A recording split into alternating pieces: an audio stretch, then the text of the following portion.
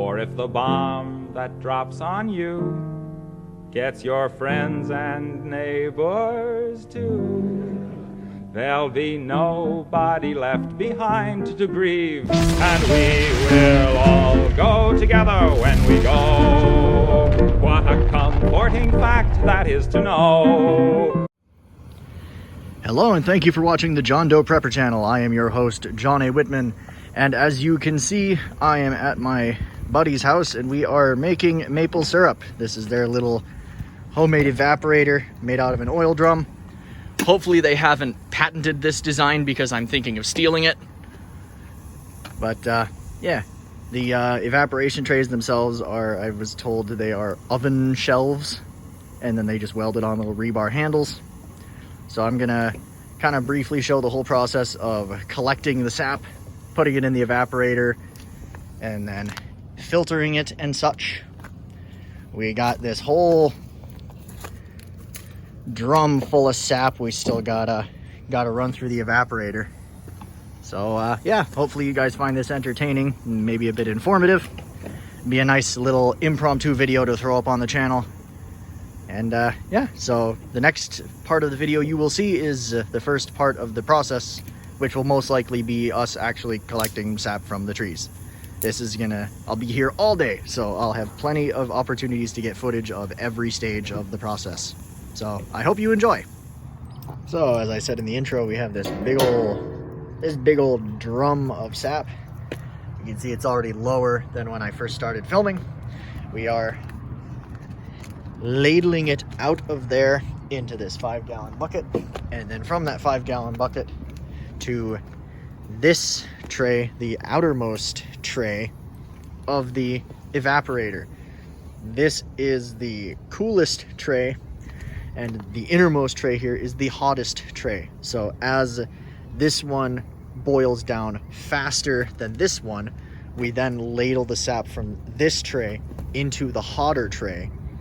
And then when that gets boiled down far enough, we put it in this bucket, and then it gets filtered into these buckets. And then from there, that gets boiled, and you have your finished sap. But yeah, very nice little setup. I will try to get some footage of us collecting sap later, show you how that goes. But yeah, that is how we fill the evaporator. So we have all these buckets in this little wagon, and we're just going around collecting all of the sap. So you see they drive the spile into the tree. You can see it's dripping sap there. All collects in the bucket. You just take the bucket off the hook, dump it in the wagon.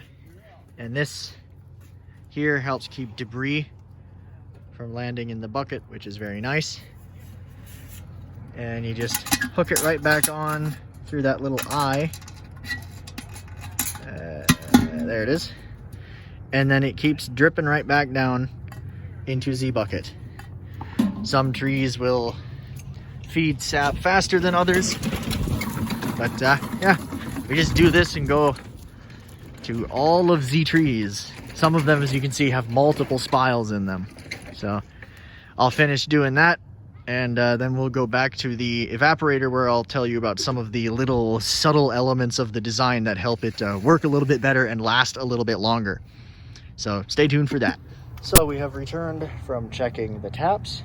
It's 7 trees and 14 spiles in total. It gave us 6 gallons of sap, and we still have that whole drum to do as well. Now just to quickly go over some of the subtleties of this evaporator design. So this is not just as simple as an old drum with a side cut out of it with these old oven shelves in it. They took, my buddy and his dad took that piece of metal they cut out of the drum, put it on the bottom here with some fire bricks underneath it, and gave it a little bit of standoff between that plate of metal and the back of the drum, so that not only is the fire not able to burn through the bottom of the drum, but it also allows air to flow underneath there and come up in the back of the drum to keep air circulating and the fire burning evenly, which they have also put a hole in the other side, on the other end of the drum, for the same reason. So air has plenty of room to circulate through here and keep the fire burning properly and evenly all the way down its length. Well, this one went ahead and fell asleep on my lap, as you can see. So unfortunately, since I am suffering from a case of acute paralysis, this will be the end of the syrup making video. But you did kind of see the whole process. You drive spiles into the trees, they weep sap, you take the sap, you boil it until it gets nice and thick and syrupy, and that's literal, actual, natural maple syrup. Very cool, very fun process. Basically get to shoot the breeze while you're tending the fire in the evaporator all day, and it's pretty fun. So I hope you all enjoyed kind of seeing me very clumsily explain the whole process to you. And stay tuned after I sign off here for a little bit of footage of this old girl and her little friend hiding over there in the other kennel, kind of just running around and having fun and mooching little carrot sticks off of me. But with that all being said, once again, I hope you enjoyed the video. And thank you for watching the John Doe Prepper channel. I will see you all in the next video. Bye. Daisy, give. Come on, give it. Come on, you got to give it to me if you want me to throw it. You don't want me to throw it? No? Okay, you're going to run off now. Camper, what are you doing? What are you doing? Oh, you're so soft. You're so soft. And there she goes. Daisy, come here. Good girl. Sit. Come on, sit. Good girl. Whoa. Gently. There you go. Good girl. Where'd you drop that ball? I heard you drop it. There it is. Oh, all right, you two. Come here. You want it? Go get it. All right, Camper, sit. Good girl. Whoa. Gently. Good girl. Yosh.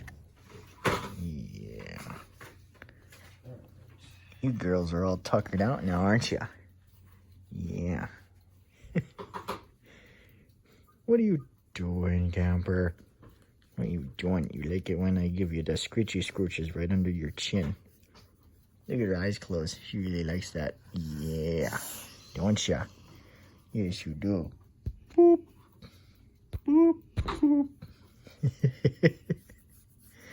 Yeah, you like the chin scratches, don't ya?